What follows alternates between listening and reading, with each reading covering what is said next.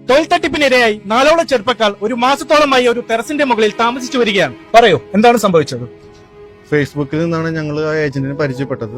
അപ്പൊ നല്ല ശമ്പളത്തിന് ജോലി ശരിയാക്കി തരാന്ന് പറഞ്ഞിട്ട് ഞങ്ങള് എല്ലാവരുടെ കയ്യിൽ നിന്നും 1 ലക്ഷം രൂപ വാങ്ങിച്ചിട്ടാണ് വിസിറ്റ് വിസയിൽ ഞങ്ങൾ ഇവിടെ എത്തിച്ചത്. എയർപോർട്ടിൽ നിന്ന് വന്നപ്പോഴത്തേക്കും ഭക്ഷണം കഴിക്കാൻ വേണ്ടി ഒരു ഹോട്ടലിൽ കൊണ്ടാക്കി.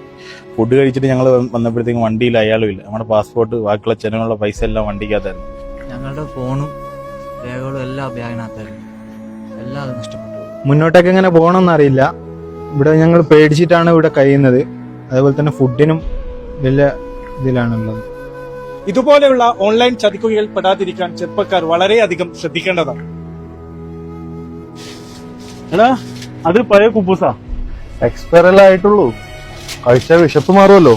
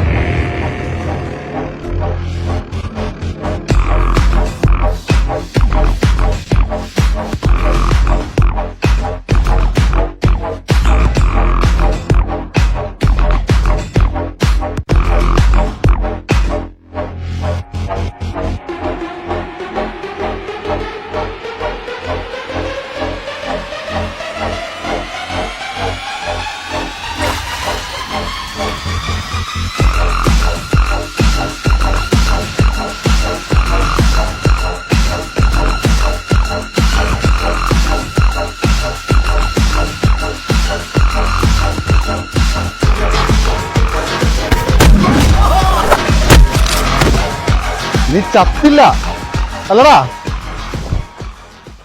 എന്തിനാ എന്നിങ്ങനെ കെട്ടിയിട്ടിരിക്കുന്നത്? നീ ആരാണ്? എന്നെ നിനക്ക് ഓർമ്മയുണ്ടാവില്ല, പക്ഷെ നിന്നെ എനിക്ക് മറക്കാൻ പറ്റില്ലല്ലോ. ശരിക്കും നീ ആരാ? 1 വർഷം മുമ്പ് ഏജന്റായി വന്ന് 4 പേരെ പിക്ക് ചെയ്ത് നിനക്ക് ഓർമ്മയുണ്ടാ?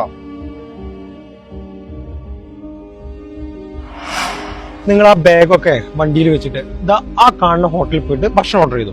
ഞാനൊരു 2 മിനിറ്റ് ഒരു കോൾ ചെയ്തിട്ട് വരാം. ഓക്കെ?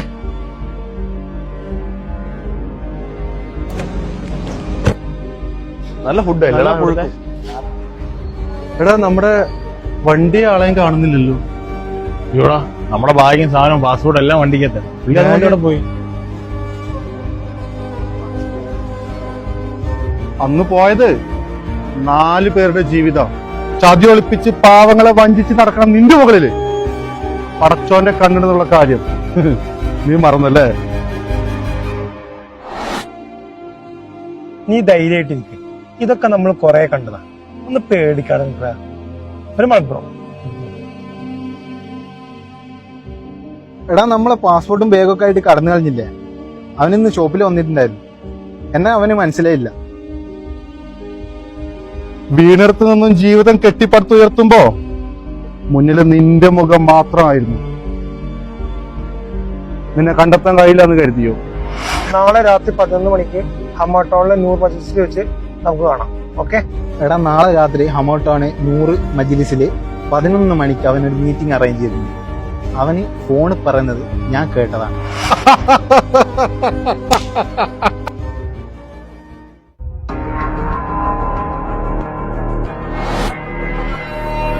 നീ ഒരു പേടിയും പേടിക്കണ്ട, നിനക്കൊരു പ്രശ്നം ഉണ്ടാവില്ല. ഇപ്പൊ സമയം 10 മണി. 11 മണിക്ക് അവരോട് ഞാനിവിടെ ഉണ്ടാവും.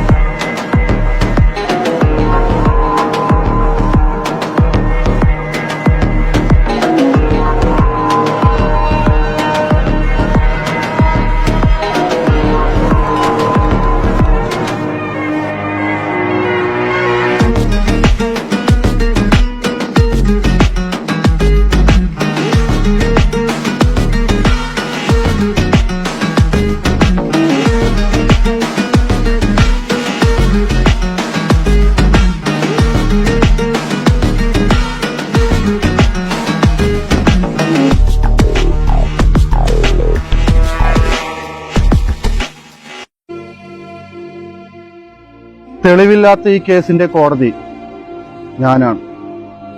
ഇനിയും 34 ദിവസം ജീവൻ പോകാതെ നീ ഇവിടെ കഴിച്ചു കൂട്ടിയാൽ നിനക്ക് പോകാം.